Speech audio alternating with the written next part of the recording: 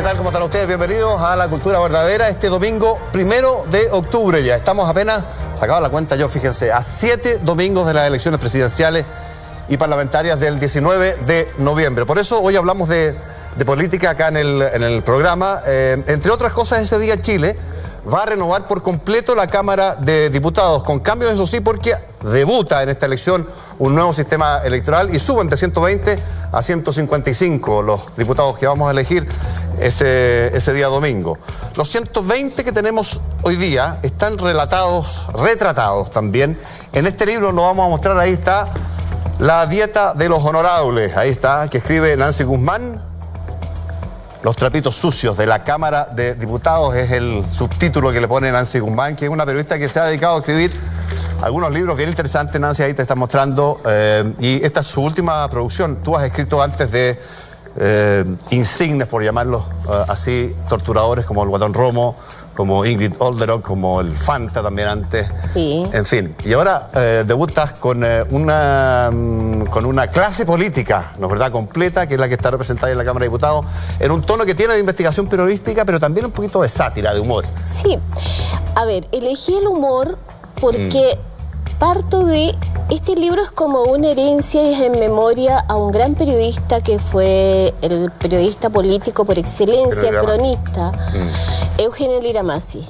O sea, él fue el que rompió este cerco que siempre habían tenido los poderes y tomó la ironía para entrar en ellos y darle a conocer al ciudadano común y corriente cómo funcionan, quiénes son las personas que están ahí y cómo el ciudadano tiene que pensar y decidir a la hora de votar. Ahora, ¿cuáles son estos trapitos sucios de la Cámara de Diputados? ¿Cómo definen lo que escribiste?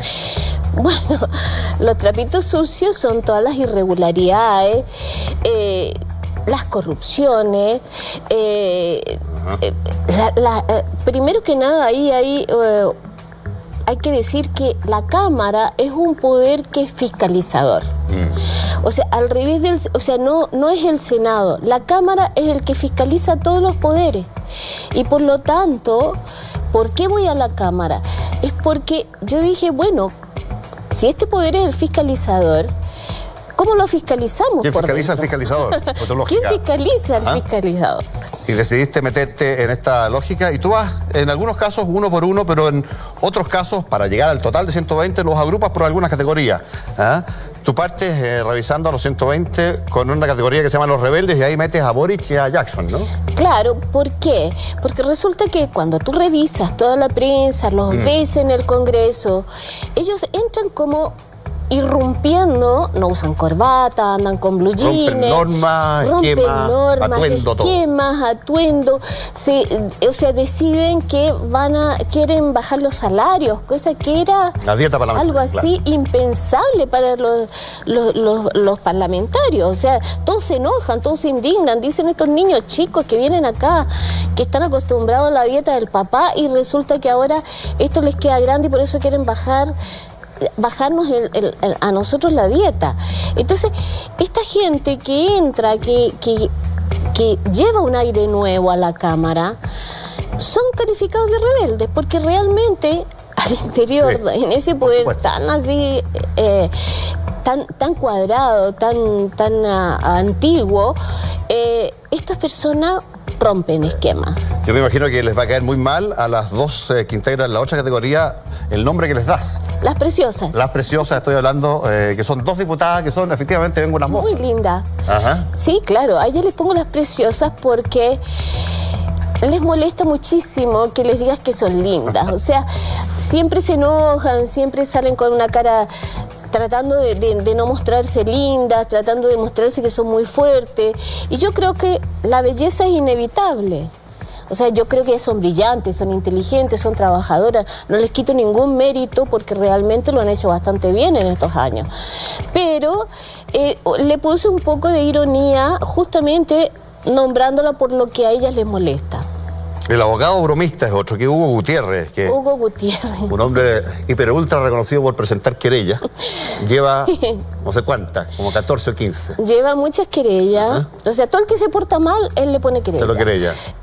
Pero bromista, ¿por qué dices tú? Porque si tú vas a la cámara, lo vas a ver en el pasillo, siempre echando una broma, siempre bromeando con alguien, siempre ironizando respecto a lo que está sucediendo, a su interlocutor. Entonces es una persona que me parecía como tan curiosa verla en ese rol, después que uno lo ve adusto en la cámara de televisión, hablando serio, con su barba, su voz de leguleyo, que me pareció realmente interesante ponerle justamente que es un señor que es bromista. Y que tiene un perfil completamente distinto. Completamente distinto cuando uno lo... Respecto al cual aparece en la opinión pública. Claro. Hay que decir que la Nancy le tocó reportear desde su rol de corresponsal para algunas publicaciones desde el año 90, la instalación del Parlamento en 1990, el 11 de marzo, cuando Chile obtiene de vuelta la democracia, y has podido conocer a estos personajes y su evolución desde esos años hasta ahora, Nancy. Hay otra categoría que se llama los achorados, y ahí tienes a Marcelo Chilling, que es bastante bravo carácter, para ser franco. ¿Ah? Bravo y deslenguado. Mal genio. Mal genio, y que se le han salido unas frases que han sido para el bronce y que todos las conocemos. Cuando había unas señoras que estaban gritando en una interpelación. Se le quedó abierto el micrófono ahí. Claro, se le quedó abierto el micrófono y dijo...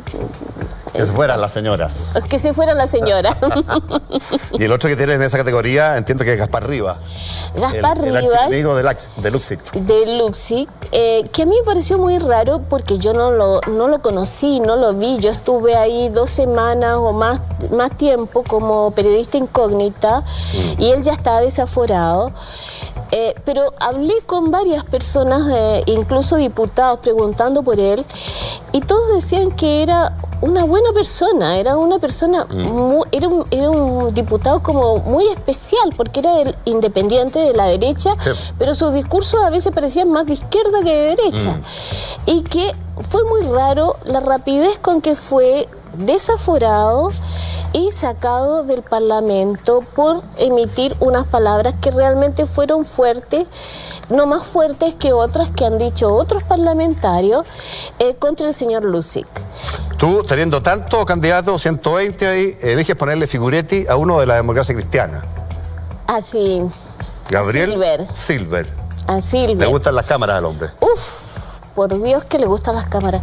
Realmente es como, o sea, uno prende la televisión y veía a Gabriel Silver en uno y otro programa, después en la radio, después en los diarios. O sea, era realmente un adicto a la cámara. Y siempre estaba con una nueva ley, y finalmente cuando uno revisa las leyes que él ha propuesto, como otros diputados han propuesto, son leyes que no van a ninguna parte. O sea, todo el tiempo amenazan con una nueva ley y realmente no van a ninguna parte. O sea, son leyes que jamás el ciudadano va a saber que existió la propuesta, jamás van a ser aprobadas, jamás van a estar en ninguna cosa. Es simplemente un anunciar por anunciar. Es una forma, además, un poco espuria de hacerse una imagen pública. Hay uno que tú denominas dentro de los PS, el chistosito. Ah, sí, Andrade. Que es don Osvaldo Andrade, que me ha tocado entrevistarlo muchas veces y que efectivamente tiene ese rasgo que tú dices. Sí, él le gusta irónico, ser chistoso, ironiza, pone caras de picardía. ¿O no? Él es pícaro, ¿eh? Sí, es pícaro, le gusta, usa un lenguaje que es muy de barrio, un tono que es muy de barrio, y le gusta darse ese aire, y él dice, no, es que yo soy de la Pobla. Entonces tiene ese juego, esa ironía que de repente le apunta mucho y hace que sea un buen entrevistado, pero también a veces como que no lo hace muy bien, como cuando habló respecto a la jubilación de su ex esposa en Gendarmería, que escandalizó a todo el país. ¿Ya? Tú tienes otras categorías como las cara de palo, no, ¿cómo se llama? Los carepalos. Los carepalos, eso. Estaba buscando, no lo encontraba, fíjate. Los carepalos. ¿Quiénes son los carepalos en tu mirada? A ver, los carepalos son los que la gente entiende quién es carepalo, o sea, alguien que no se inmuta frente a un señalamiento. Y resulta que tenemos en la Cámara unos señores diputados, por ejemplo, Claudia Nogueira, que ha sido imputada, que ella ha reconocido la imputación y ha tenido que pagar 30 millones por fraude al fisco, y que hoy día está procesada y sigue de candidata para la próxima elección. O sea, hay que tener carepalo para tener ese currículum. Está Farcas, que es el hombre más millonario de la Cámara, un personaje que tiene toda una historia de irregularidades, nunca ha sido condenado por corrupción, pero todos los que han estado al lado de él han sido condenados por corrupción. Lo tuvo en el CENSE, luego estuvo el asunto de las becas Vales para UNIAC. Sí. En fin, él ha tenido demasiadas actuaciones que son irregulares y que rozan con la corrupción, y además otras acciones que ha tenido en el Parlamento, como pegarle empellones a Vlado Mirosevic, como mandarle WhatsApp o mandarle mensajes injuriosos a otros candidatos. En fin, tiene de lo que quiera. Y después está Marcela Torres, cuyo asesor le robó el computador a la ministra del Trabajo. Y después de eso, yo cuando fui me dijeron, no deje el computador ni la cartera en ninguna parte porque en el Parlamento roban. Y me lo dijeron de verdad. Yo me reí porque pensé que era en alusión a lo que había sucedido, y me dijeron no. Y era más que eso. Era más que eso. Era como que se había instalado, como que ya la corrupción, las irregularidades habían traspasado ciertas fronteras. También tiene una categoría que uno podría, no sé, calificarle como el nepotismo en la Cámara, que son los familiares, ¿no? ¿Verdad? Los que están asociados a figuras que ya están en el Parlamento y que ingresan al grupo de los 120. Los nenes.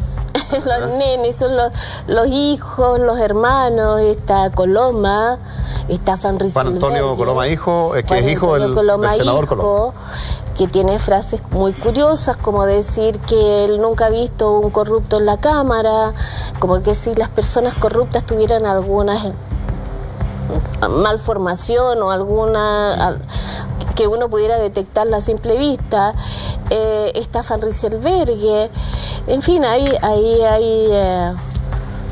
Joaquín Lavín Jr., claro. En fin. Y el intelectual es ironía pura, me imagino, ¿no? El intelectual es una ironía pura. ¿Te refieres ahí al diputado? A Boone. ¿Ya? No, es que el diputado Boone sí que tiene los mejores memes que uno puede encontrar en la red. Él fue el que dijo que el aborto en 3 causales podía ser el fin de la Teletón, o sea, ya era como mucho, demasiado, y entonces salió un meme donde había un cerebro y una foto de él y abajo decía separados al nacer. O sea, él tiene todas las cosas más absurdas que puede haber, y también hay un cierto abuso, fue acusado de abuso por hacer uso de recursos de viajes a la región de Temuco, donde instaló un cartel preparándose para esta nueva campaña electoral.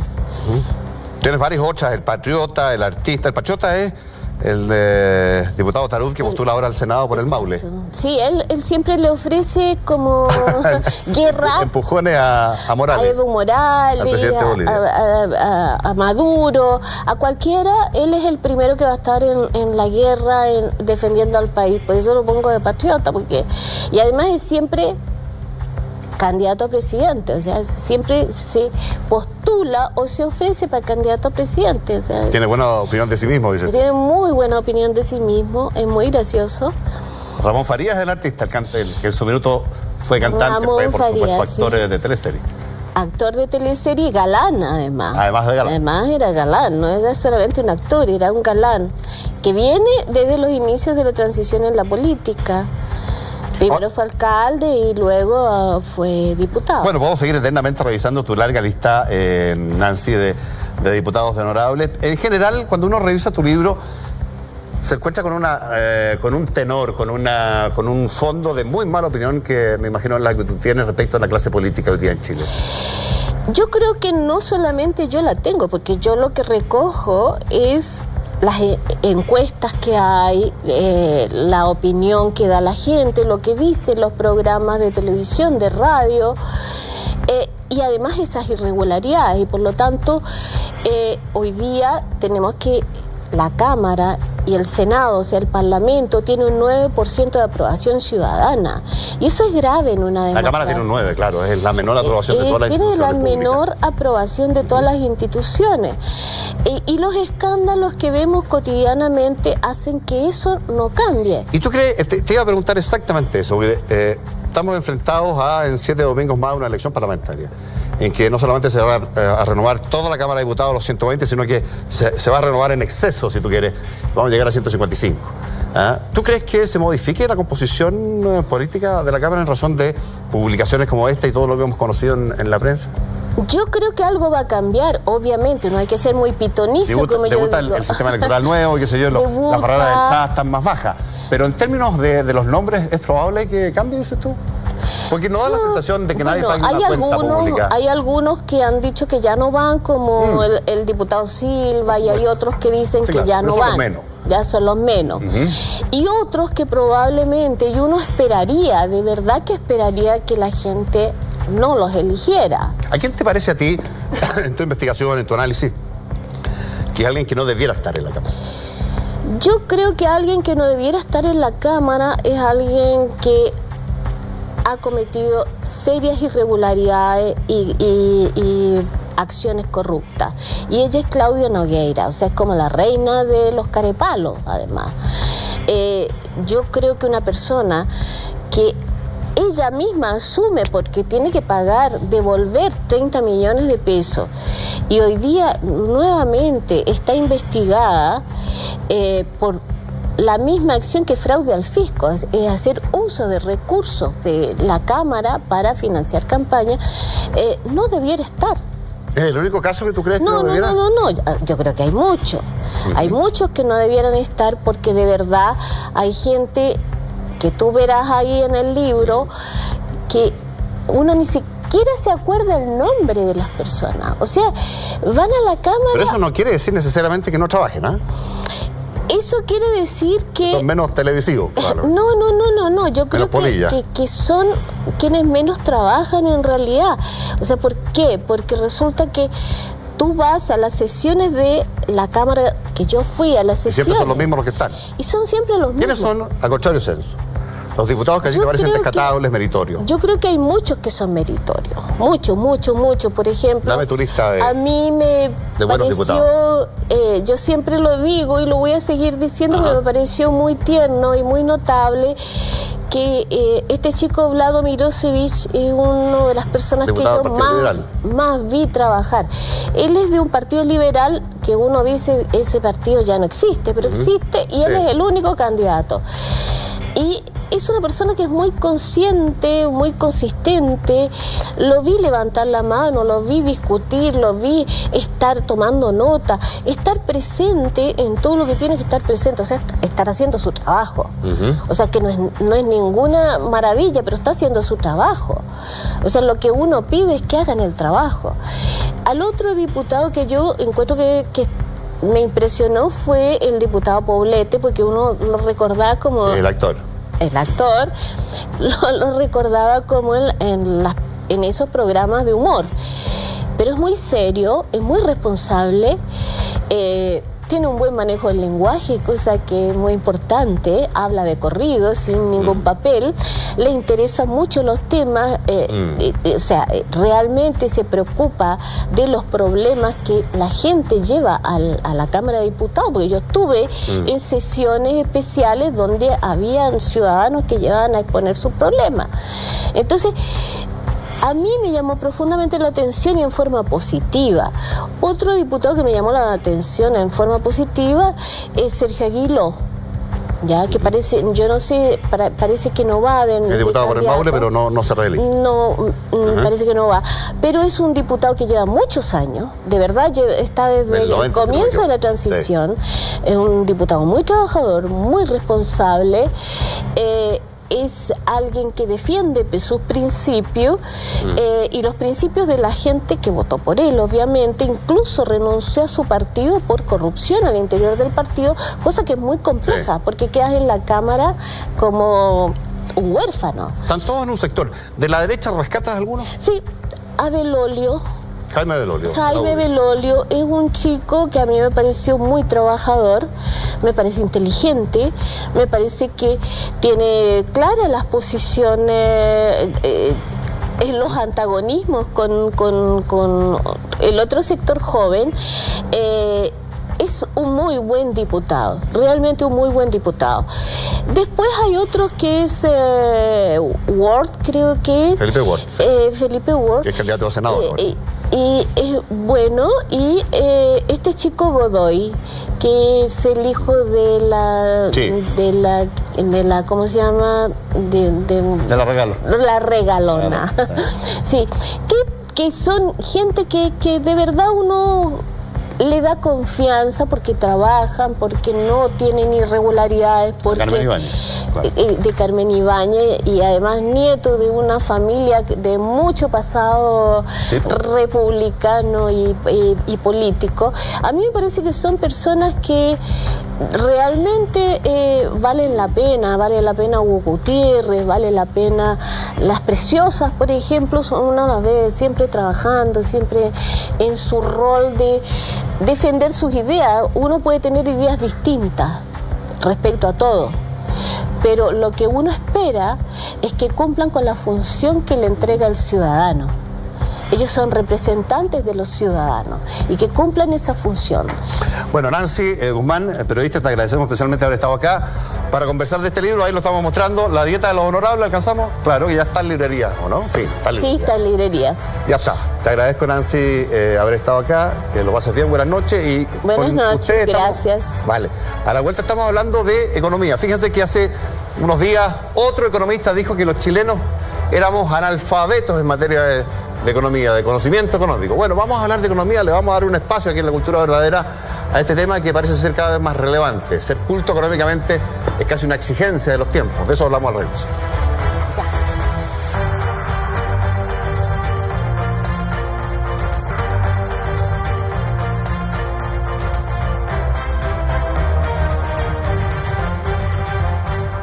Bueno, yo les decía que a la vuelta hablábamos de economía, ¿no es cierto? Hace algunos días le escuchaba por enésima vez, diría yo, a un economista decir que los chilenos somos una suerte de analfabetos en esta materia, en economía. Masivamente, según le he escuchado a muchos, sabemos muy poco de este tema. Esta vez creo que fue Eric Parrado, que es superintendente de bancos e instituciones financieras, quien decía esta frase.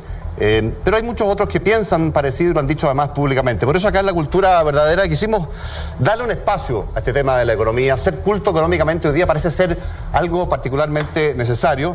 Y vamos a intentar saber cómo funciona, con afán pedagógico, nuestro sistema financiero, la bolsa, la inflación, todas esas cosas que ustedes escuchan, la tasa de interés, el Banco Central, las inversiones, el mercado del crédito, por qué sube o baja la benzina.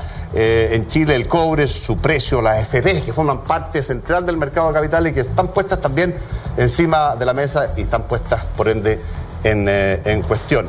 Eso, y darle una mirada, no sé si crítica o no, a nuestro modelo chileno, el modelo de libre mercado instaurado en Chile a mediados de los 70 y que rige hoy día, creo yo, con algunas pero pocas variaciones de lo que fue aquello, un modelo que algunos califican de ultraliberal y que tiene en su corazón este sistema del chorreo, ¿no es verdad? Se genera riqueza, se esparce y así va el resto obteniendo los beneficios de este modelo. Hoy día reflexionamos sobre economía, hablamos de economía con 4 economistas que están aquí instalados, a quienes les agradecemos especialmente acompañarnos esta noche de domingo 1 de octubre. Está con nosotros, bueno, Tomás Flores, que es ingeniero comercial, con mención en economía de la Universidad de Chile, además de un máster en economía en la Universidad de California, vicerrector académico. Tomás, además panelista en conjunto, compañeritos de radio en las mañanas en la Radio El Conquistador, vicerrector académico de la Universidad Mayor y fue subsecretario de Economía durante los 4 años del gobierno de Sebastián Piñera. Tomás, muchas gracias por acompañarnos esta noche. Está Jaime Ruiz Tagle, que es ingeniero comercial de la Universidad de Chile también, máster y doctorado en Economía de la Universidad de Cambridge, profesor asistente del Departamento de Economía de la Universidad de Chile, además de director del Centro de Microdatos, el FEN de la Universidad de Chile.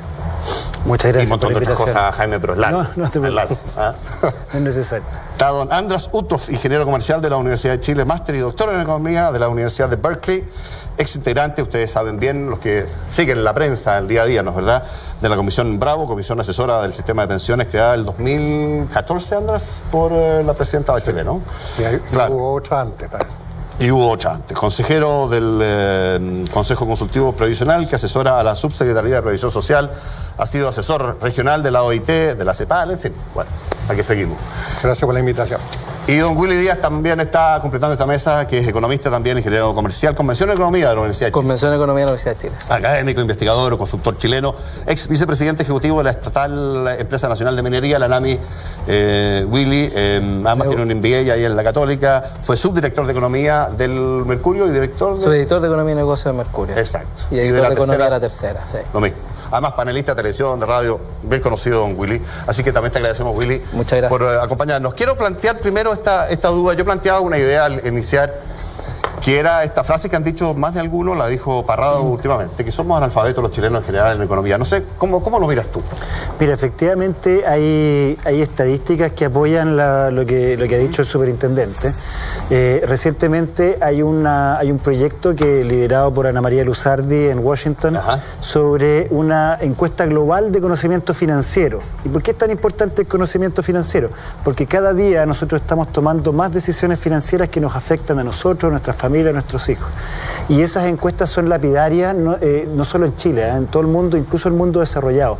Son muy pocos los países que logran tener estándares de conocimiento financiero relevantes. Entonces en Chile tenemos prácticamente un 40% de la gente que no logra entender bien cómo tomar decisiones financieras, qué es una tasa de interés, cuándo le conviene tomar una posición u otra, qué tipo de ahorros llevar a cabo, cómo calcular inflación. Ese tipo de cosas hacen entonces que en una economía como la que tenemos hoy día, donde muchas decisiones están en manos de las personas, somos nosotros los que tenemos libremente las decisiones en nuestras manos, muchas veces carecemos del conocimiento.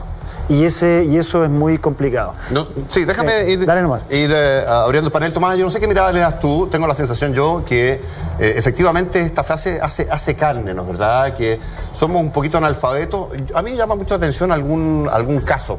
Te quiero poner como ejemplo el llamado que se hizo hace algún tiempo atrás, hace algunos meses, de alguien que representa una ONG que se llama No Más AFP, creo, que fue a traspasarse masivamente del fondo A o B, lo más expuesto en acciones o en renta variable, al fondo E con el objetivo de hacer quebrar el sistema o de mejorar el sistema. Hubo mucha gente que lo hizo, varios miles de personas que en la pasada, de manera transitoria, ojalá, perdieron harta plata.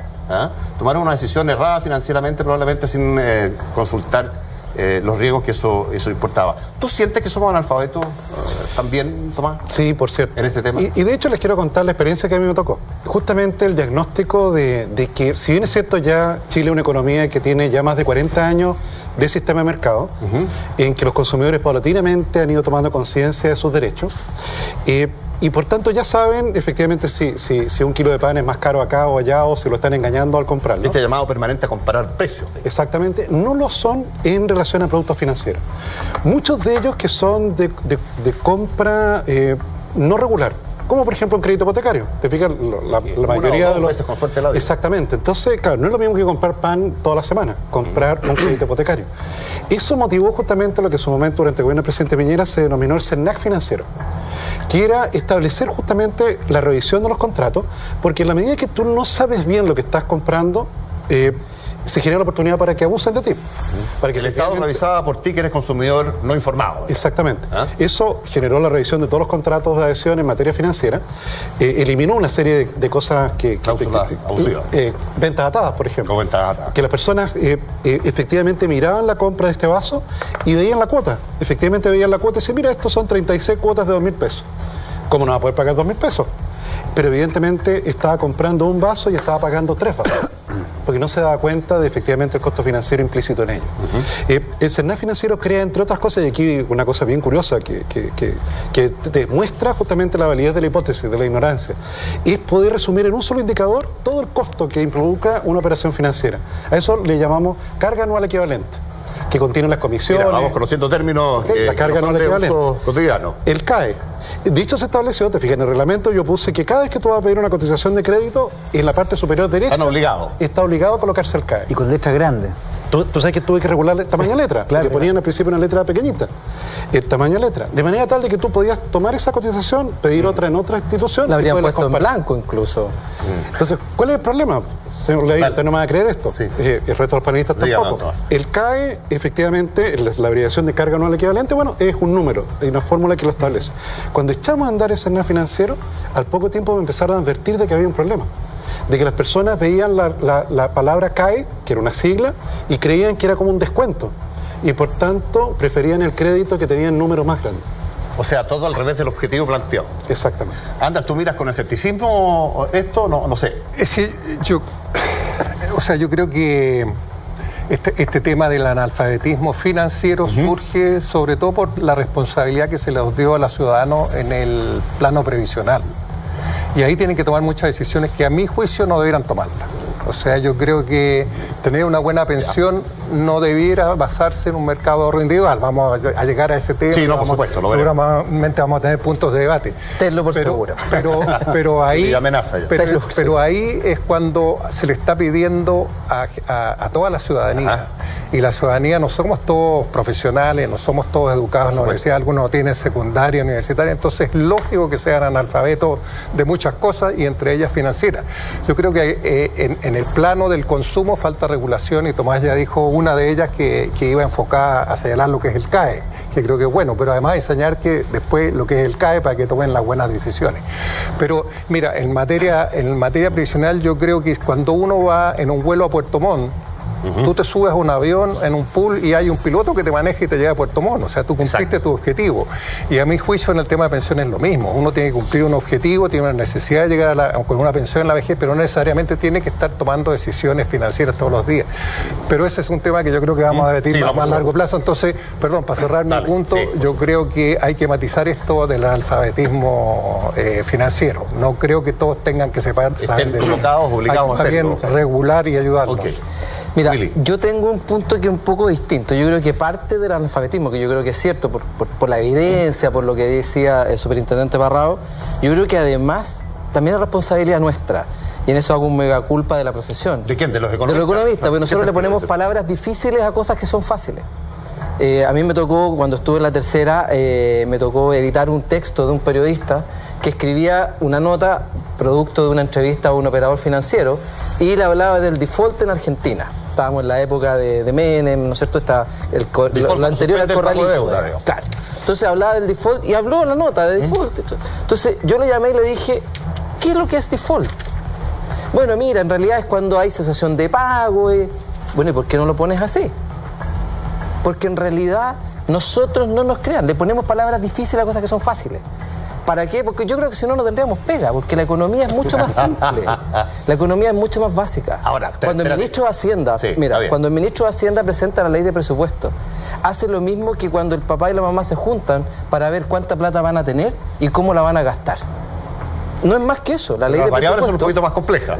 Por el marco legal, probablemente, pero incluso las variables. Si cuando el papá tiene que hablar con la mamá y decirle, mire, este mes vamos a gastar 5.000 pesos en pan y el próximo vamos a tener que bajar a 4.500 porque me van a bajar el sueldo o porque el precio del pan está subiendo, cosa que la gente percibe con mucha más facilidad, es ponerle palabras difíciles a cosas fáciles. Entonces, y eso hace que la gente también se aleje y que probablemente, como bien dice Tomás, finalmente termina entendiendo cosas que no son las que uno quisiera. ¿Ah? El mismo caso, y ahí me tomo el punto que decía Andrea, el caso de las AFP, la responsabilidad del sistema de no explicar que hasta el día de hoy y hasta el año 2025, Juan José, no hay ni un pensionado que haya estado 100% en el sistema AFP. Y por ende no se puede evaluar. Y por lo tanto, decir que el sistema de AFP, que está pagando malas pensiones, es engañar. No es el sistema de AFP. Si lo que tenemos hoy día es un resabio de los que vienen de las cajas que se sumaron a este mecanismo nuevo que es parte de la reforma del año 1980. Ahora, el sistema AFP, además uno puede presumir, y ahí lo discutiremos, tiene en sí también problemas que van a dar lugar a pensiones que son regulares, además de regulares o bastante bajas, diría yo, además de los problemas del mercado laboral, de los bajos sueldos, de un montón de otras cosas. Por supuesto, pero es un problema que es bastante más complejo, pero que no lo sabemos. Pero uno no puede decir de buena primera, que yo, Willy, ya lo discutiremos, que el sistema AFP no tiene problemas en su diseño, y seguramente Andra me dará alguna razón en aquello en su minuto. Yo decía, mira, la bolsa, el mercado bursátil, cuando uno, me toca hacer un programa radial de estos temas económicos todos los días en la mañana, cuanto más a veces con Willy ahí en la radio, y hablamos con demasiada soltura, y a mí más de alguna vez me han preguntado, oye, ¿tú me puedes explicar por qué sube? Primero, ¿qué es una acción, no verdad? ¿Qué expresa una acción? ¿Ah? ¿Y por qué elementos de inestabilidad o de otro tipo pueden hacer que esa acción, o el valor de esa empresa, que es lo que expresa la acción, pueda subir o bajar? ¿Ah? Mira, en economía hay muchas cosas que nosotros damos por hechas, que son muy interesantes de discutir un poco. Lo primero es esta cosa del mercado, cuando interactúan demandantes y oferentes. Y uno de los supuestos básicos para que la teoría funcione es que haya competencia. Y nosotros le llamamos competencia perfecta cuando estamos hablando de que hay muchos competidores demandando y muchos competidores ofreciendo, y todos tienen la misma información. Y lo más complicado es que todos pueden procesar la misma información de la misma manera. Que es absolutamente un hecho incierto. Claro, y ahí es donde justamente en los últimos años hemos aprendido muchísimo en teoría económica respecto a que en realidad tenemos una tremenda cantidad de sesgos para procesar la información de manera individual y de manera grupal. Entonces, cuando tú hablas, por ejemplo, de mercados como el del mercado de las acciones... Mercado bursátil. Claro, mercado bursátil. Empiezan a funcionar lo que se llaman a veces equilibrios en términos de expectativas. Entonces, si todos creemos que nos va a ir bien, efectivamente puede que nos vaya bien, y si todos creemos que nos va a ir mal, sabe que nos termina yendo mal. Es cuando tú empiezas a ver el precipicio, así como que el precipicio te atrae, y te empiezas como a caer. Esas cosas pasan en la economía, en la manera que la gente interactúa en las expectativas de qué es lo que cree que va a pasar. Ahora, esto pasa en un deporte de equipo, por ejemplo, cuando tú crees que vaya a ganar o todos creen que van a perder y terminan jugando mal y no se creen. Y en economía pasan esas cosas porque están interactuando personas, y a veces uno se le olvida un poco eso, digamos, pero son personas interactuando. Entonces el rol de las expectativas es súper importante. Y el mayor problema que tenemos en la economía es que no tenemos idea cómo medirlas. Las medimos muy mal. Entonces, cuando dices, mira, ¿sabes qué tal política generó un efecto en las expectativas y eso tiene un efecto en el crecimiento económico? La verdad es que sabemos muy poco cuantitativamente. Es especulativo. Sí, es súper especulativo. Pero ¿cómo chocamos eso con el mercado bursátil? Yo sé que la bolsa está llena de expectativas y de inestabilidades o estabilidades o posibilidades o qué sé yo, que hacen variar el precio de las acciones. Pero ¿cómo explicamos eso, Tomás? Mira, yo te diría que yo reflexioné sobre este tema justamente desde el punto de vista, como les contaba, del escenario financiero y de la bolsa, en un contexto en que Chile no tenemos capitalismo popular hoy día. Lo tuvimos en un tiempo en que, como decía el presidente Lago, la señora Juanita miraba la bolsa como iba. Que es muy común en Estados Unidos. Te fijas, en Estados Unidos sí tiene mucho capitalismo popular. Entonces, en otros años era más habitual que los particulares compraran acciones. Exactamente. En Chile. Exactamente. Sí. Ahora, hay un punto acá, porque yo creo que efectivamente el saber qué es lo que es una tasa de interés, o cómo funciona una tarjeta de crédito, o cómo saber si uno está muy endeudado o no, yo creo que ya es una competencia básica. Yo creo que es como saber leer y escribir. ¿Y cuál es mi punto allí? Que efectivamente eso en un colegio norteamericano se enseña. En la educación secundaria te enseñan cómo en esa época, cómo hacer un libreto de cheques, cómo pedir un crédito hipotecario, cómo saber cuál era más barato o no. Y los chicos nuestros lo estamos mandando al mercado del trabajo sin esas competencias. Sí. Ahora, ¿cuál es el problema? Porque yo fui al Ministerio de Educación pidiendo en qué curso se podía agregar esto, y ahí me encontré con que tenía que ponerme a la fila, porque hay un montón de otros intereses de personas que quieren que, por ejemplo, contenido. Claro, los chicos que sepan del medio ambiente, que sepan de esto, que sepan de lo otro, y bueno, todavía están en la lista de espera. Ya, pero expliquemos entonces las cuestiones que son útiles de saber. Esta cuestión de las acciones la preguntaba yo porque tiene mucho que ver, András, con nuestros fondos previsionales. Hay un porcentaje muy relevante de la plata que nosotros mes a mes vamos poniendo que se invierte en acciones. Entonces la gente es bueno que sepa que sus fondos provisionales están en parte dependiendo de una serie de variables que ellos no conocen, entre ellas lo que pasa en el mercado bursátil. Bueno, hay varios fondos, digamos, hay unos que son basados en bonos, otros son basados en acciones, lo que se llama renta fija y renta variable, y los de renta variable son los que tú estás mencionando, que están más relacionados con las acciones. Déjame decirte, si supiéramos realmente el precio de las acciones estaríamos todos ricos. Sí, claro. Porque podríamos predecir exactamente qué es lo que ocurre y apostarle, no apostarle, sino que estar con certeza asegurándolo. Y esto tiene que ver con un poco el manejo de información y lo que uno ha escuchado mucho es que cuando uno tiene información privilegiada de algunos eventos puede realmente hacer una ganancia anticipada. Pero eso no es invertir, sino que es especular. Déjame un poquito. Cuando uno gana en la bolsa es cuando uno compra una acción a un precio bajo, espera que esa acción suba, eso se produce y uno tiene que, para hacer la ganancia, liquidarla o venderla. Digamos. Ese diferencial, ese delta es la y después saber qué hacer con la ganancia. Bueno, porque hay gente que se las barrea. Pero como te digo, yo creo que hay un tema de incertidumbre muy grande que es difícil manejar en el tema de las acciones y que por eso te digo que es una cosa más de experto que de un común ciudadano, estar pendiente de su futuro en la base de lo que son las rentas variables. Entonces yo creo que para eso hay y hoy día existen en las AFPs mismas equipos económicos muy buenos para manejar temas financieros complejos relacionados con las acciones. Y no debiera ser el individuo tomando decisiones de cuándo cambiarse. Tuviste el ejemplo de la recomendación de No Más AFP.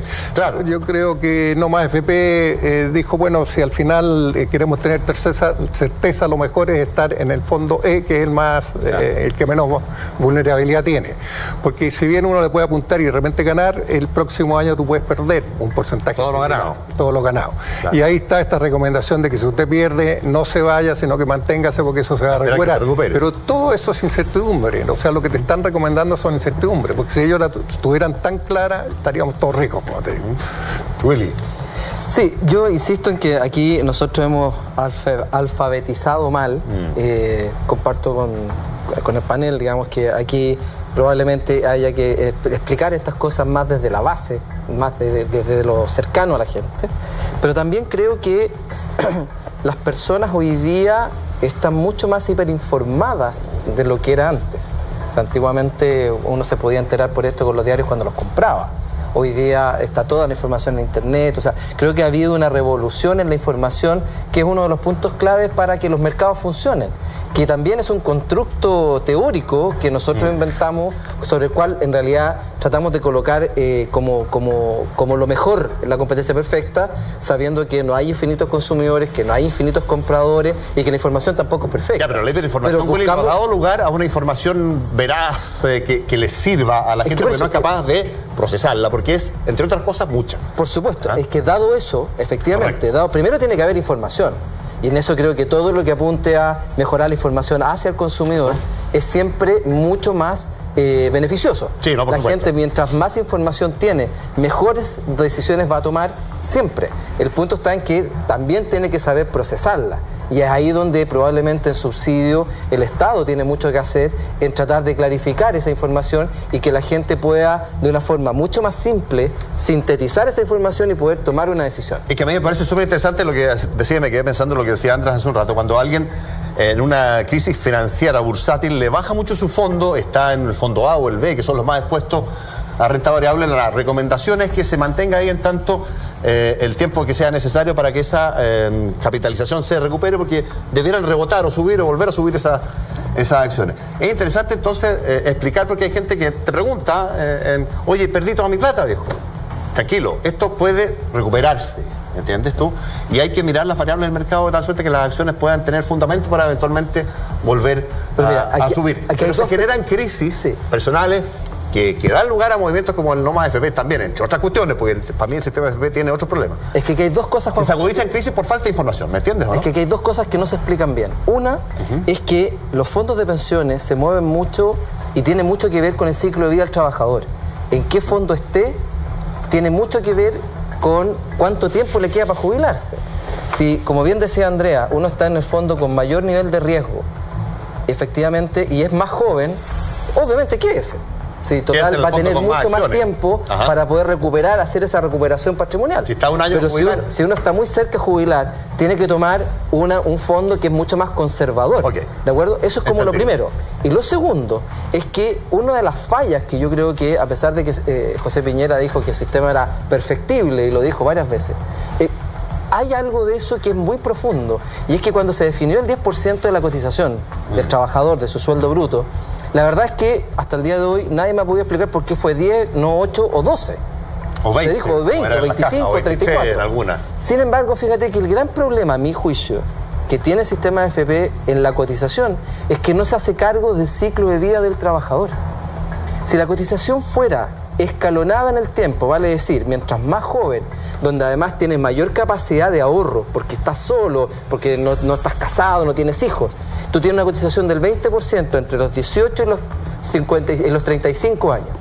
Después de los 35 a los 55, de 20 la bajas a 15, porque aumenta tu salario real, porque como baja la cotización, lo que te descuentan es menos, para enfrentar también la familia, la llegada de los colegios, mayores gastos familiares. Y después de los 55 a los 65, tú la bajas a 10, claro, produciendo de nuevo un aumento del ingreso real. Lo que te pasa es que lo que cotizaste en el primer periodo estuvo mucho más tiempo ganando intereses y capital. Y además, adicionalmente, escalonado en el tiempo, te da una tasa de cotización promedio ponderada de 15%. ¿Qué diría la Comisión Bravo antes de una propuesta como esa? Entonces, tú tienes mayor fondo acumulado durante un periodo con una cotización más alta, ahora, como por más tiempo. Los primeros sueldos en general son más bajos. Pero por eso mismo es que lo compensas con una tasa mayor. Sí, claro. No, y después, cuando aumenta tu gasto familiar, porque aparecen los hijos, los colegios, bajas la cotización a 15%, aumentando el salario real, y después vuelves a bajarla al 10%. Hay varias cosas que decir. Sí, pues vamos. Primero, yo creo que el problema no está tanto en la tasa, sino que en lo que llamamos densidad de cotización y que tiene que ver con el mercado de trabajo, cosa que vamos a analizar más... Con la empleabilidad, Andrea, ¿no? Con la empleabilidad. Y lo que significa la densidad de cotización, las veces que yo cotizo mi vida activa. Y lo que uno observa es que generalmente en la edad joven uno no está empleado en el mercado formal. Hay mucha informalidad, entonces ni siquiera está en el sistema. Entonces esto que le digan que va a cotizar menos o más, no. Segundo, que la tasa se puso en un 10% en el año 81. Yo ya estaba ejerciendo como profesional y el debate fue que había que abaratar el costo de la contratación de la mano de obra, y ese era un objetivo.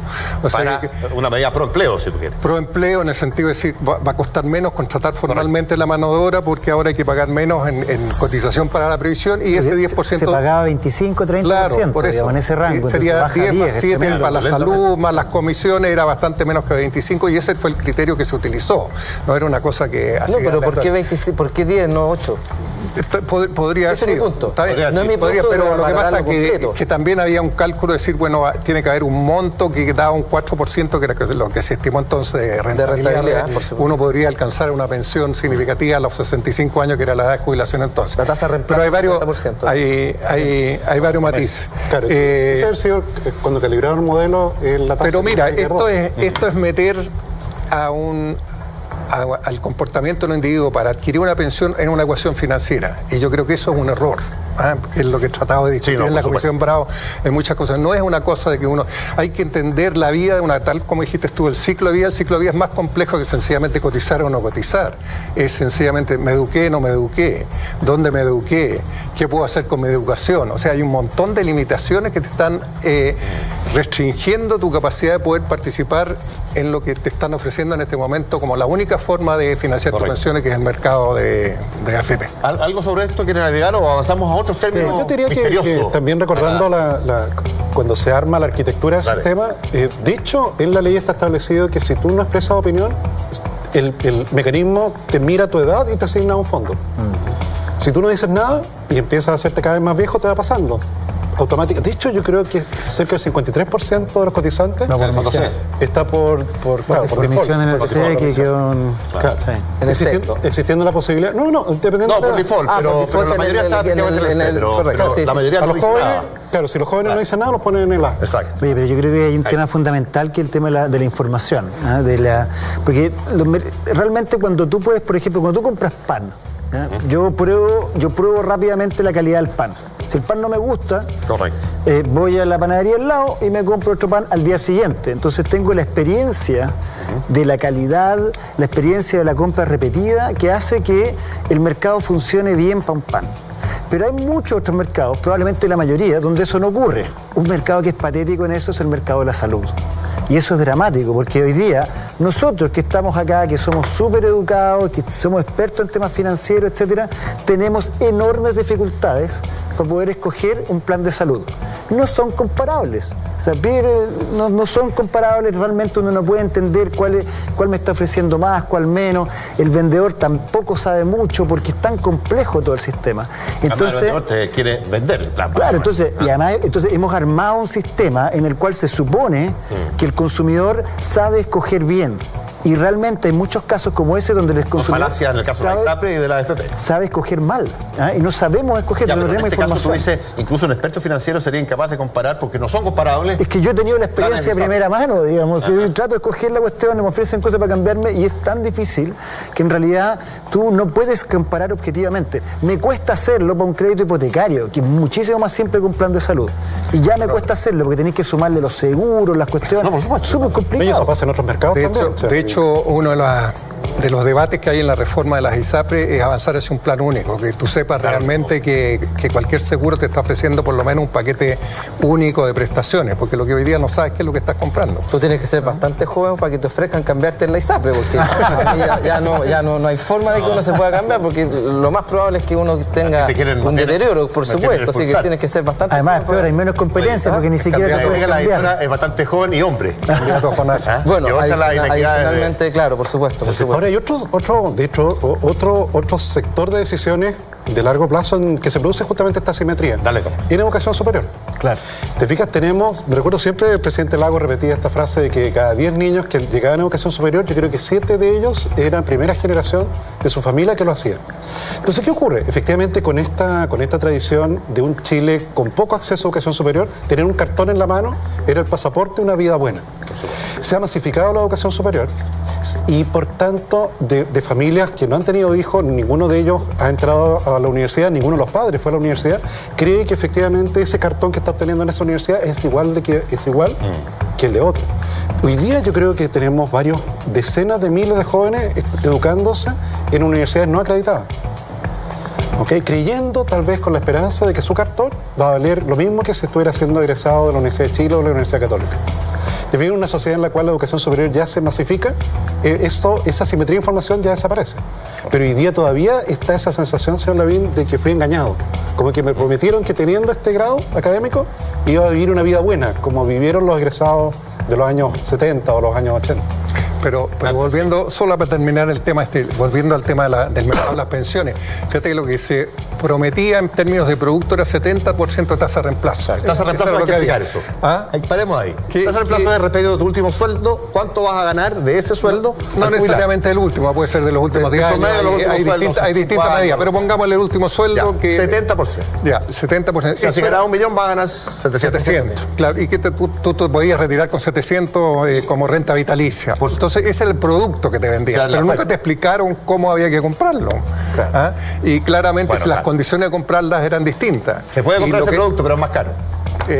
Algunos lo han podido comprar, pero porque tienen condiciones, como te digo, en este ciclo de vida y las condiciones con las cuales ellos están enfrentados muy beneficiosas respecto a los otros. Pero la gran mayoría no lo ha podido comprar y estamos viendo que la tasa de reemplazo es bajo y las pensiones son bajas. Entonces ahí tenemos problemas serios. Pero no solamente eso, sino que además cuando se hizo el proceso de venta, también se produjeron vicios importantes.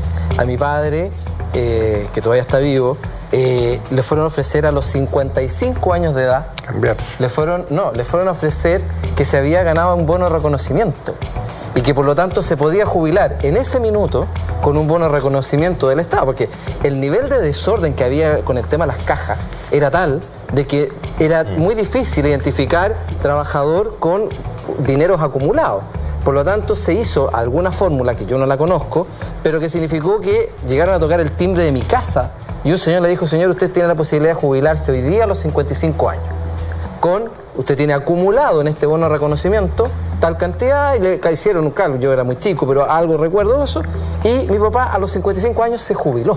El peor error. Pero hoy día, claro, tiene una pensión de 180.000 pesos, 190.000 pesos, que es imposible vivir hoy día con eso. ¿Ah?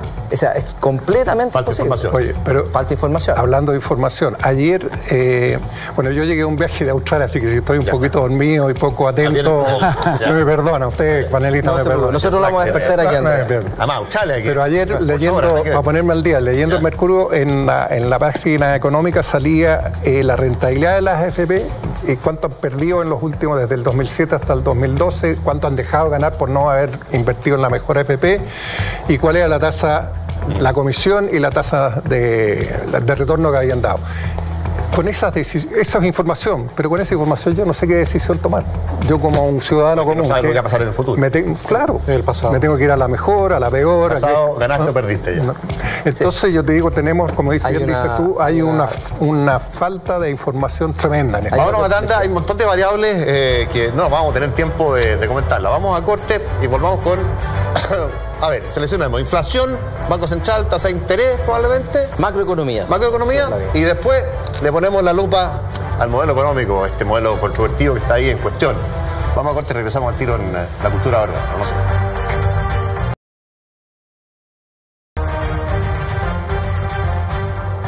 Bueno, seguimos con esta conversación sobre economía para hacer un poquito de pedagogía en este país de analfabetos, según muchos, en materia económica, con Tomás, con Jaime, con András y con Willy.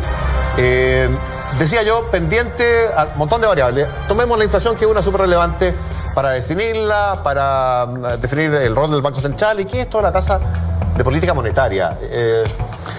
Willy, usted. El experto. No.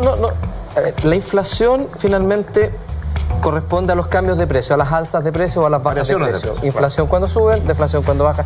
En simple, porque la verdad es que la deflación tiene otros elementos adicionales, pero fundamentalmente cuando los precios van subiendo mes a mes, eso le llamamos inflación. Esto está expresado, Willy, en porcentaje y es porcentaje. comparativo con el mes o el trimestre anterior o el año anterior. Exactamente. Ahora, ¿por qué es tan importante la inflación?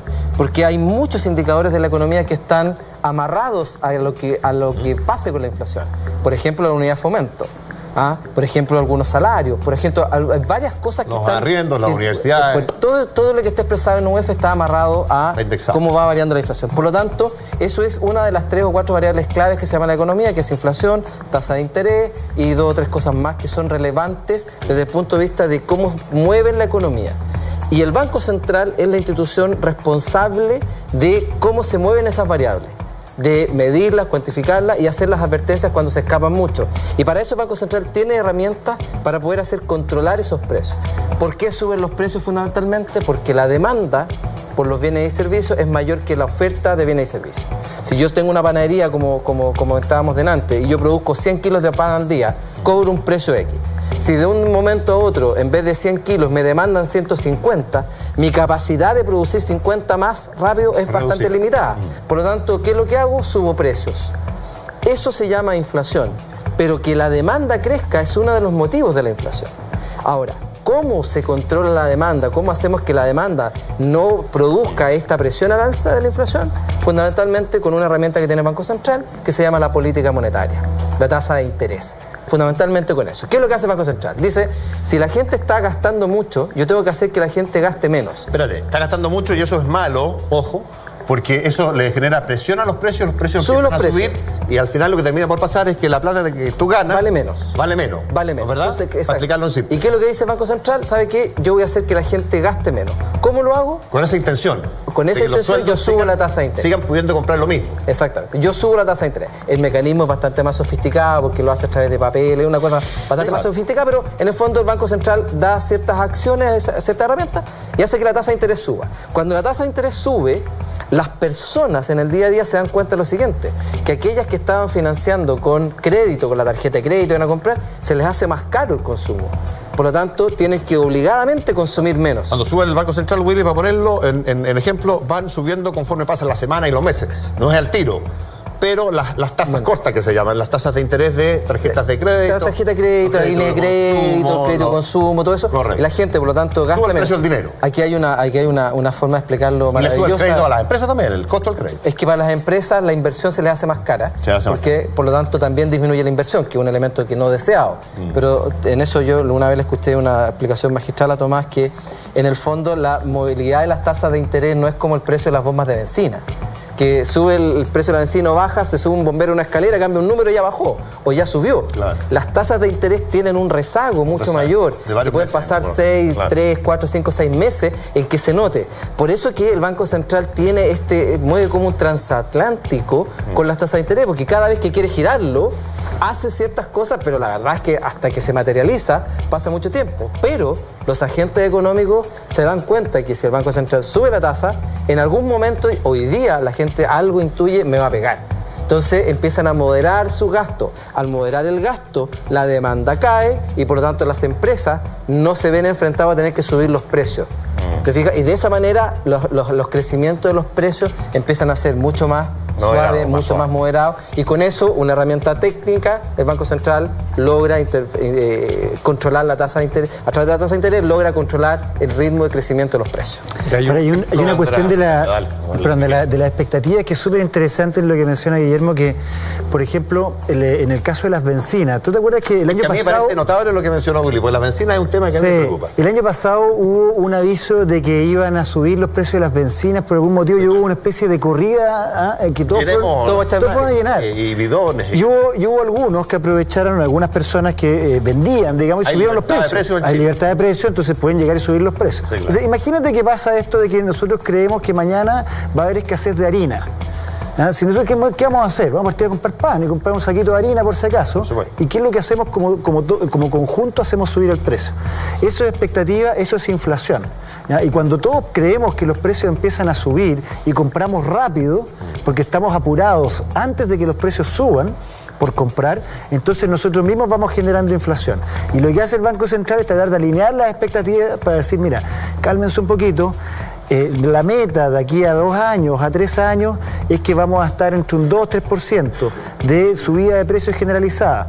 Créanme, por favor, yo les voy a generar algunos incentivos, que son estos movimientos de la tasa política monetaria, ¿ya? Para que efectivamente todos concordemos en que los precios no van a subir tanto y no nos asustemos.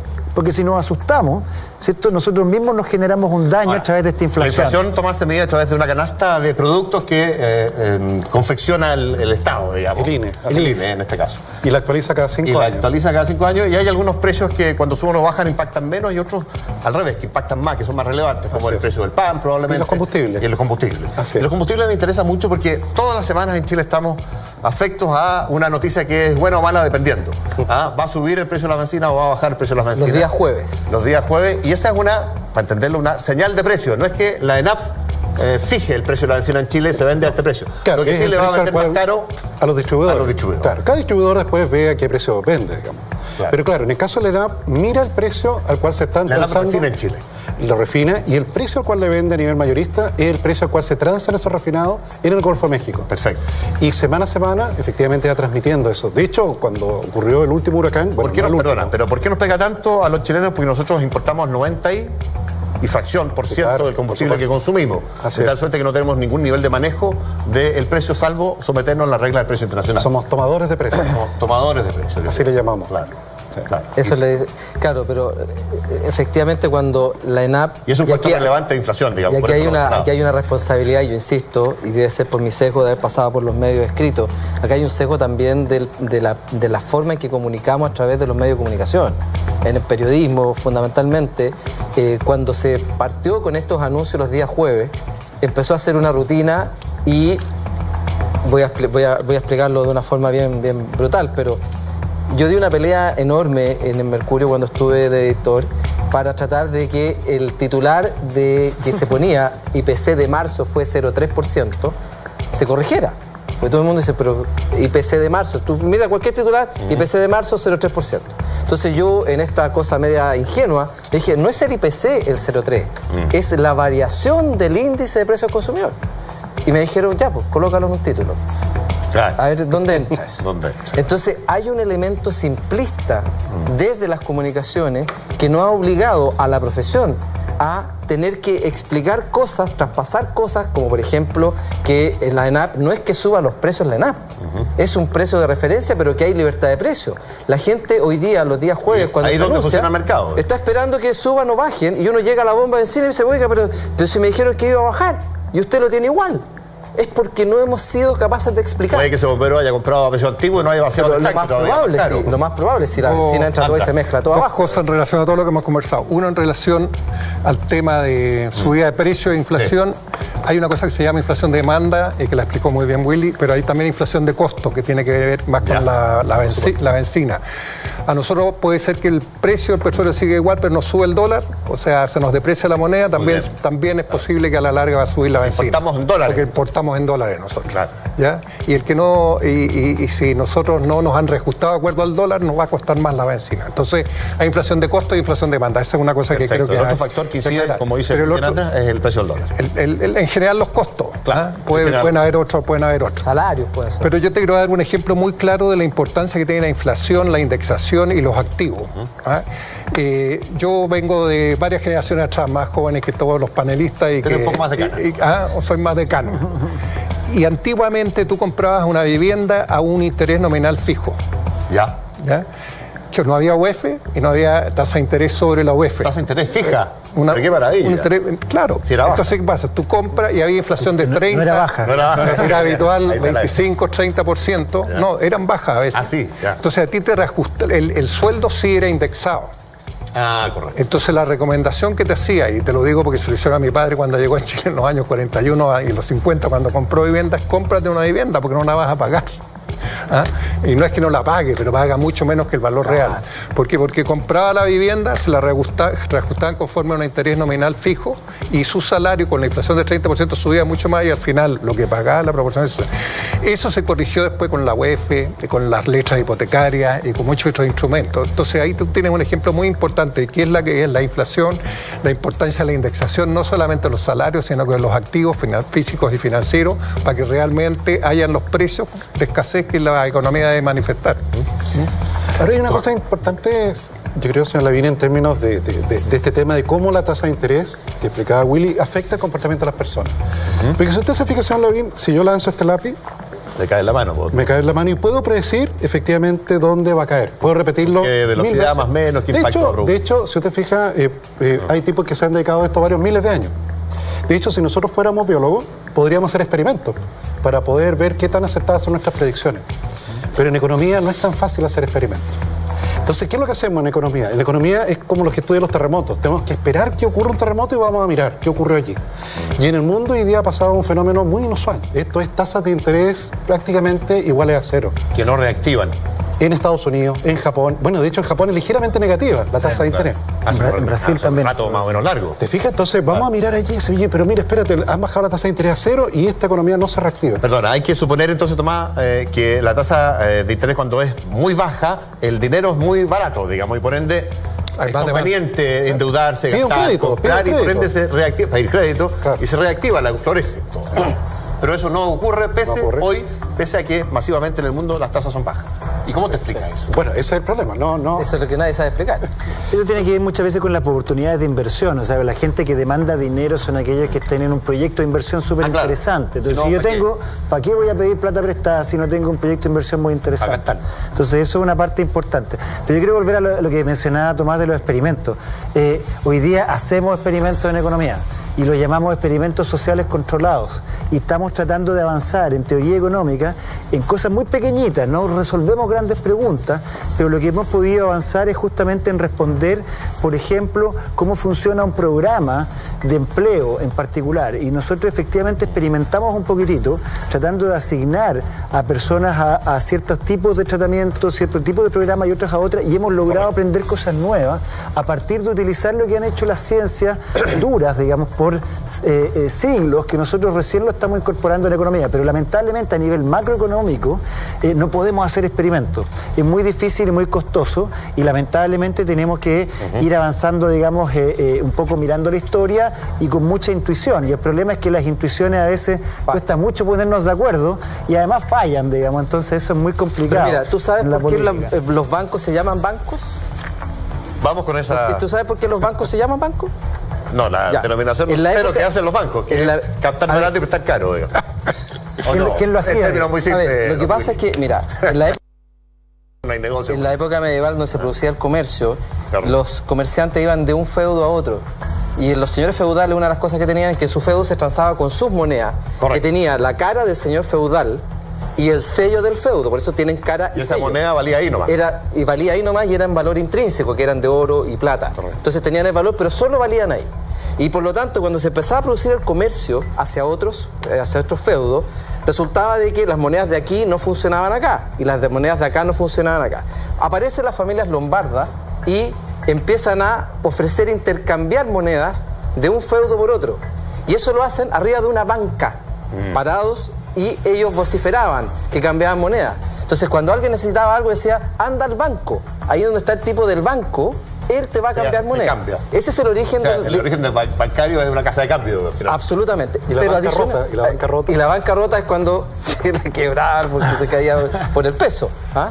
Y lo otro, Juan José, es que, y aquí no quiero hacer una apología y una alabanza a los bancos, pero también hay que reconocer que los bancos tienen una función de intermediación financiera, que fundamentalmente significa tomar a los que les sobra a través del ahorro y prestarle a lo que les falta a través de del crédito.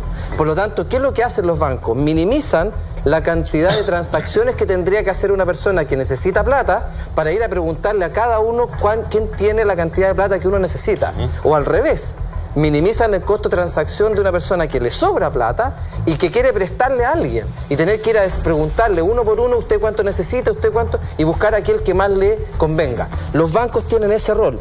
Por lo tanto, la plata que prestan, y esto pasó en la crisis de los 80, la gente pensaba que la plata la prestaba el banco. Y lo que decidieron de no pagar en la crisis de los años 80, en realidad lo que estaban haciendo es que el banco no podía responderle a los que habían ahorrado. Y de ahí que fracasa el sistema y que tiene que intervenir el Estado porque es una crisis mayor. Por lo tanto, los bancos hacen una intermediación, no prestan su plata. A usted cuando le pasan plata a un banco en un crédito, no le presta la plata del banco.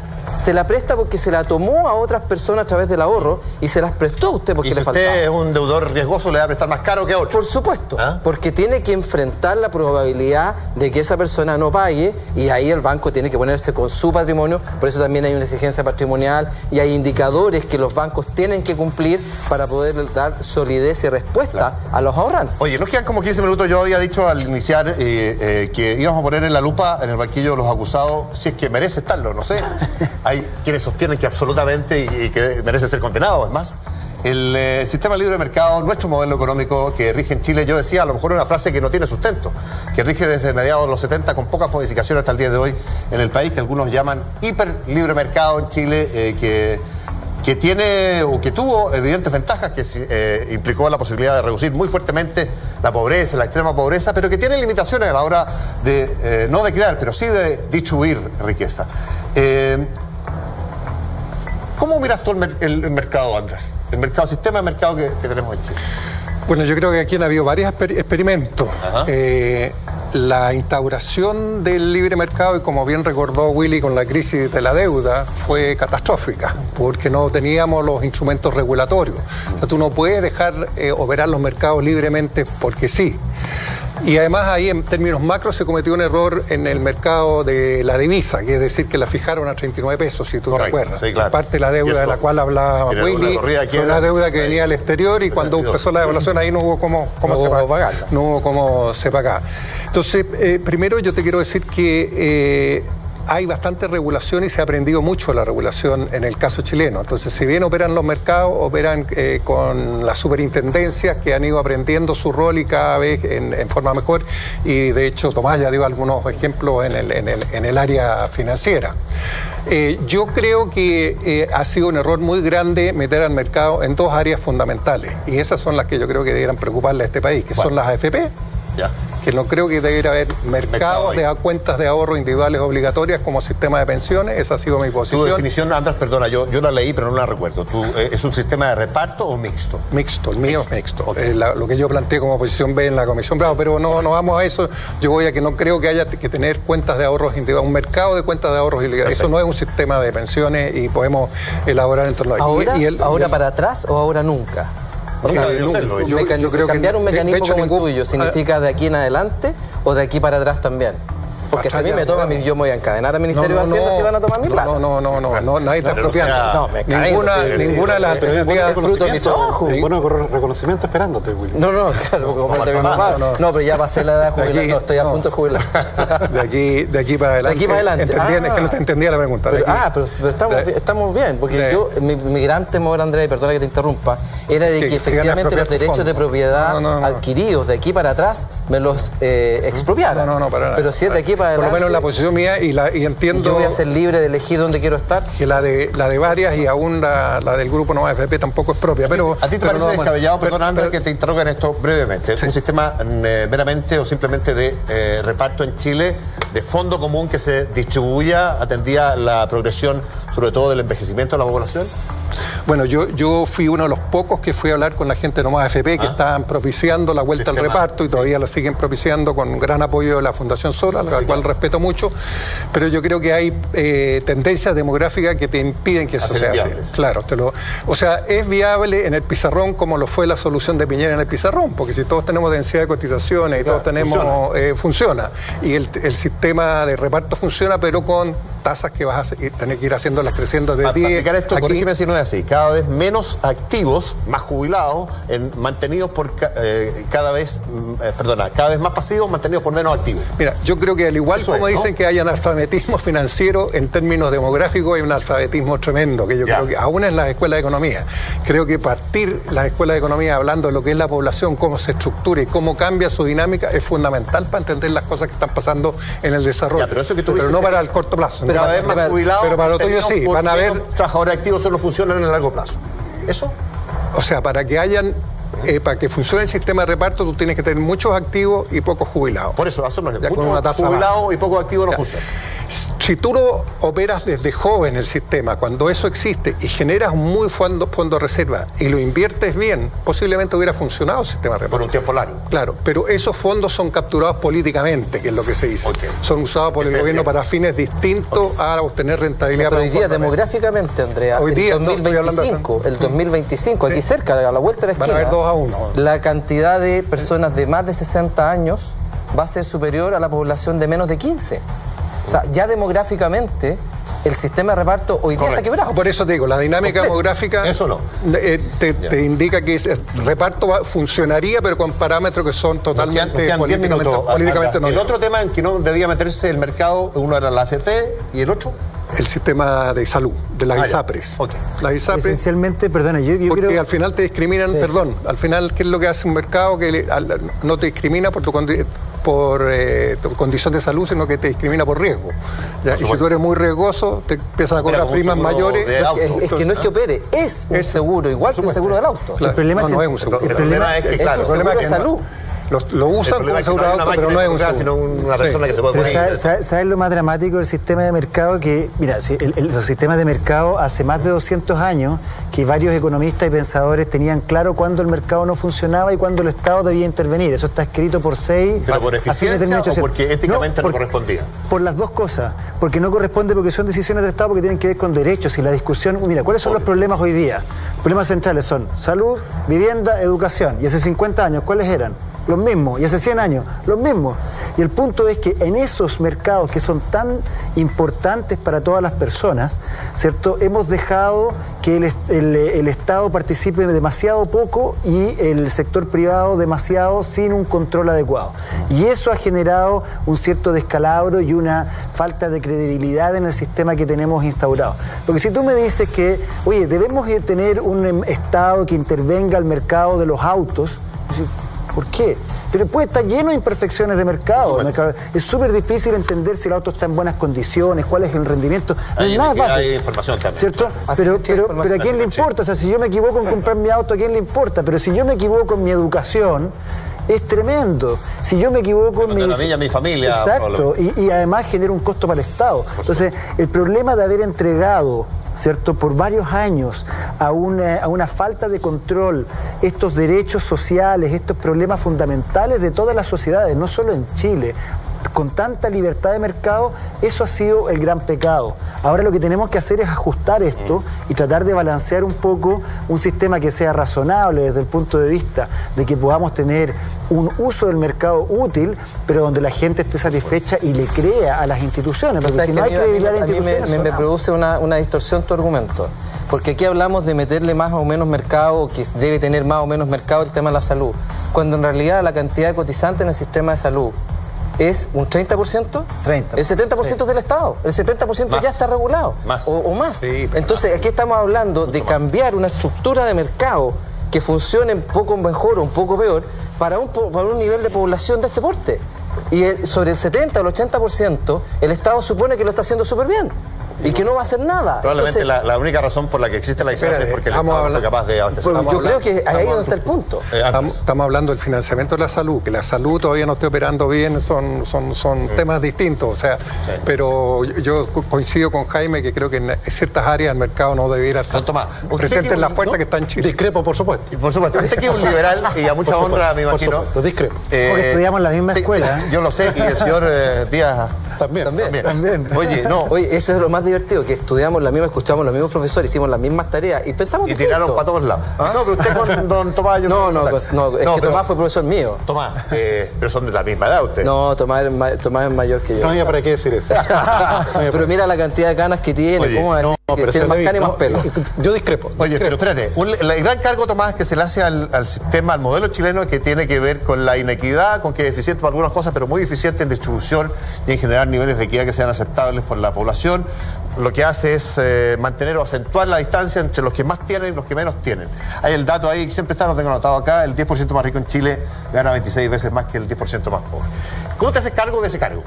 No, claro, yo te diría que efectivamente tienes áreas en las cuales el Estado ha desplazado al mercado en su gestión y lo ha hecho bastante mal. Okay, Transantiago es un ejemplo bastante evidente. Por supuesto. Entonces, el rol del Estado es justamente cómo ir generando reglas que te permitan una asignación óptima de recursos. Ya. O sea, la gestión, indudablemente privada, ha demostrado ser bastante superior a la estatal. Ahora, en el caso de... Algunos casos, pero en otros no tanto. Bueno, pero es que la gracia efectivamente de la libertad es justamente testear eso. ¿Te fijas? O sea, ¿por qué el Estado de Chile tiene que administrar un mall? ¿Te fijas? ¿Por qué tiene que tener un mall? El Estado de Chile. Nosotros hablamos de dos mercados nomás. Porque tiene un mall y no lo hace bien administrando la salud para el 70% de los chilenos. ¿Te fijas? O sea, hay justamente un rol. Acá alguien diría, bueno, para la frase diría, pero la salud, la educación no son bienes de consumo como los que se venden en un mall. Pero una persona quiere estar sana. ¿Te fijas? Que una persona que está enferma quiere estar sana. Y si va a ese hospital y no le interesa si es un hospital concesionado o un hospital de propiedad estatal. Sí, no, por supuesto. ¿Te fijas? Y el debate ideológico mató las concesiones hospitalarias y retrasó todo el programa de inversiones durante este gobierno. Pero ¿cómo te haces cargo de la inequidad que parece mantener o perpetuar o acrecentar incluso el modelo libre mercado? Yo te diría que, suponte tú, en la década de los 60, la propiedad o dónde tú ibas a morir dependía de en qué cuna habías nacido y de la propiedad de la tierra. Sí. Ese era uno de los elementos esenciales. Okay, por tanto, en la tierra, ese era el eslogan de los 60, la tierra es para quien la trabaja, y se generó un movimiento político para redistribuir la tierra, porque esa era la fuente principal de riqueza. Hoy día ya no es así, es el capital humano. ¿Te fijas? Cuán educada fue tu madre, cuán educado eres tú, predice efectivamente qué salario vas a poder generar. Lamentablemente, la masificación de educación superior es algo que se está produciendo hace relativamente poco tiempo. Por tanto, no es extraño ver de que la gratuidad universitaria, cuando se llegó hasta el quinto decil, no le cuesta tanto dinero al Estado. Porque hay niños que vienen, no son tantos los niños que entran a la universidad que vienen de colegio o de educación o de familias vulnerables, ¿no es cierto? No, por cierto, yo siempre en el primer año hago esa prueba. Oye, ¿quiénes de ustedes vienen de colegio municipal? Levanten algunos la mano. ¿Cuántos? Bajen la mano los que vienen de colegios municipales de élite, como el Instituto Nacional. Vale. Y quedan solamente un par de manos levantadas. Hoy un aplauso para estos jóvenes porque rompieron esa primera barrera justamente de inequidad. O sea, claro, tú dices que eso se va a quebrar con el libre mercado, con este modelo, y con en tanto la educación, que hoy día es el vehículo, se masifique y sea de buena calidad y en el mediano plazo esos resultados los vamos a ver. No, claro, pero ahí la simetría de información es tan relevante. O sea, hoy día hay miles de chicos que van a universidades no acreditadas, con la esperanza de que su título vale igual que el de de la Universidad de Chile. Pues mira, el rol del sistema universitario privado es tan fundamental, es tan importante, que en la época que estudiamos nosotros, cuando salíamos del colegio, tu vida se dividía en dos. Entrabas a la universidad o no entrabas, pero entrábamos un grupito así de chicos, donde había un alto porcentaje, probablemente el 93, 94%, que no entraban a la universidad. Y el grupo que entraba y lograba entrar y que tenía ese pasaporte que dice Tomás de un mejor futuro, éramos muy pocos. Hoy día, y ahí hay un proceso que también tiene que desarrollarse, hoy día falta que el sistema universitario privado rinda el efecto social que tiene y el aporte que ha hecho durante todos estos años. O sea, hoy día pasar por la universidad, y ahí la discusión probablemente con los expertos en educación pasa por muchas otras variables, pero en lo general, hoy día tenemos una población que en un corto tiempo más va a ser mucho más educada, con mucha más capacidad de... Nos quedan 10, 20 segundos, mejor. Andrés, nada. ¿Qué? Yo creo que está la cuna, lo que antes era la cuna, hoy día es la situación de la madre y del padre, pero sigue siendo una restricción muy fuerte, tu condición socioeconómica, que es la que va a limitar tu oportunidad de crecer. Por supuesto. Y después lo que hay que pensar muy bien es quién demanda el capital humano y cuán segmentado es ese capital humano que está siendo demandado. O sea, en qué empresas se ubican, dónde se ubican, o sea, hay un montón de temas por discutir. Mucho.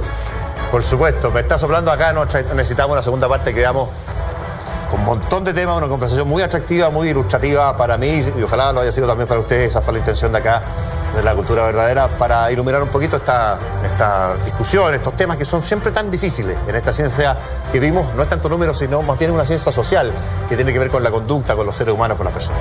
Jaime. Muchísimas gracias por la invitación. Encantado. Me quedo con lo de ciencias sociales. ¿Es una ciencia social o no? Sí, pues eso es lo que se nos olvida a veces. Hasta el otro domingo, chao. Buenísimo.